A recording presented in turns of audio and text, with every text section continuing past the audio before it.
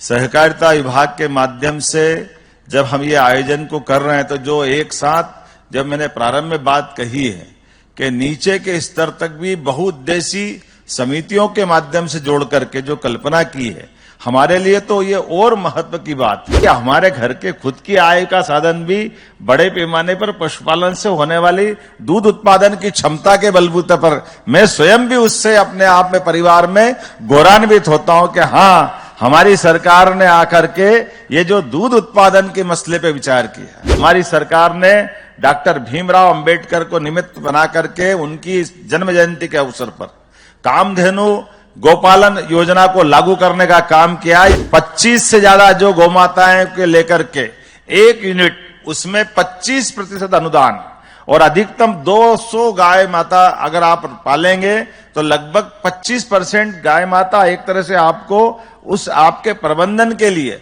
अनुदान के रूप में दी जाएगी। दूध उत्पादन में भी उतनी क्षमता, उतनी योग्यता, उतनी संभावना है। जैसे 9% दूध उत्पादन अभी राज्य का है, इसको 20% तक करना है। पशुपालन की बात जैसे ही करते हैं ऐसा लगता है जिसके घर में गाय वो सब गोपाल, जिसके घर में गाय का कुल वो घर घर गोकुल। वर्तमान की सरकार जो काम कर रही है, छोटे छोटे काम, ऐसे काम जिन कामों को लेकर के दूरगामी दृष्टि से बहुत अलग प्रकार का लाभ मिलेगा, मैं अपनी ओर से दोनों विभाग को बधाई देना चाहूंगा। सहकारिता विभाग के माध्यम से जब हम ये आयोजन को कर रहे हैं तो जो एक साथ जब मैंने प्रारंभ में बात कही है कि नीचे के स्तर तक भी बहुउद्देशीय समितियों के माध्यम से जोड़ करके जो कल्पना की है, हमारे लिए तो ये और महत्व की बात है।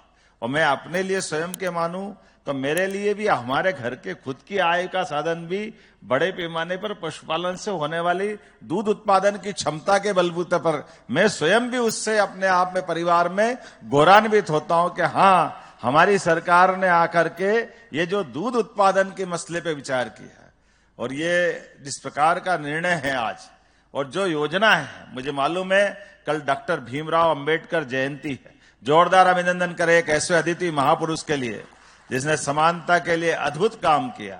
और हमारी सरकार ने डॉक्टर भीमराव अंबेडकर को निमित्त बना करके उनकी जन्म जयंती के अवसर पर कामधेनु गौपालन योजना को लागू करने का काम किया है, जो कल के बाद माननीय लखन पटेल जी ने बताया। जोरदार अभिनंदन करें। 25 से ज्यादा जो गौमाताएं के लेकर के एक यूनिट उसमें 25% अनुदान और अधिकतम 200 गाय माता अगर आप पालेंगे तो लगभग 25% गाय माता एक तरह से आपको उस आपके प्रबंधन के लिए अनुदान के रूप में दी जाएगी। और ये केवल जीवन में दूध उत्पादन के लिए हमारे प्रदेश में और अनुकूल माहौल है। हमारे यहाँ यद्यपि कृषि विकास दर बहुत अच्छी है, कृषि विकास दर के माध्यम से हमारी अपनी एक अलग पहचान देश में बनी है, लेकिन दूध उत्पादन में भी उतनी क्षमता, उतनी योग्यता, उतनी संभावना है। जैसे 9% दूध उत्पादन अभी राज्य का है, इसको 20% तक करना है।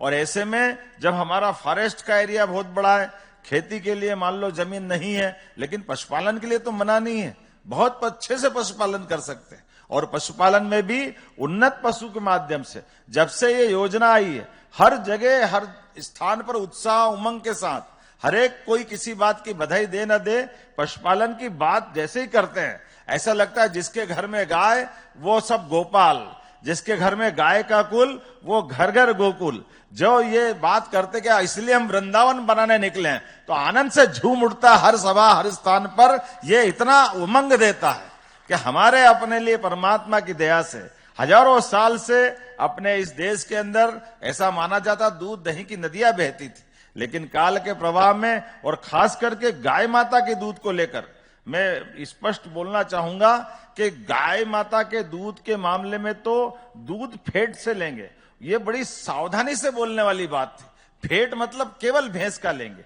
गाय का लेते नहीं थे। जब गाय का दूध ही नहीं खरीदोगे तो गोपालन को बढ़ावा कैसे मिलेगा। अब जब ये शुद्ध रूप से बात आ रही कि केवल गाय का दूध खरीदेंगे, मतलब गाय का भी खरीदेंगे, भैंस का भी खरीदेंगे। अभी तक जितने दुग्ध संघ थे, कोई गाय का दूध लेने के मामले में जवाबदारी के साथ कहना चाहूंगा, सारे के सारे दुग्ध संघ हाथ जोड़ते थे, भैया फेट के मामले में आ जाओ। ये अलग बात है कि दूध वाले पानी मिला के भैंस का दूध, गाय का दूध वो टंकी टंकी चलाते रहते थे। यहां से लेके वहां तक गाय का दूध बाजार में मिलता था, लेकिन कोई दूध उत्पादक घर से अपना गाय का दूध बेचने जाए तो गाय का दूध नहीं खरीदते थे। मुझे इस बात का संतोष है, अब सरकार डंके की चोट गोमाता का दूध खरीदेगी और किसानों की जिंदगी बेहतर करने के लिए यशस्वी प्रधानमंत्री माननीय गृह मंत्री जी के नेतृत्व में आगे बढ़ेगी।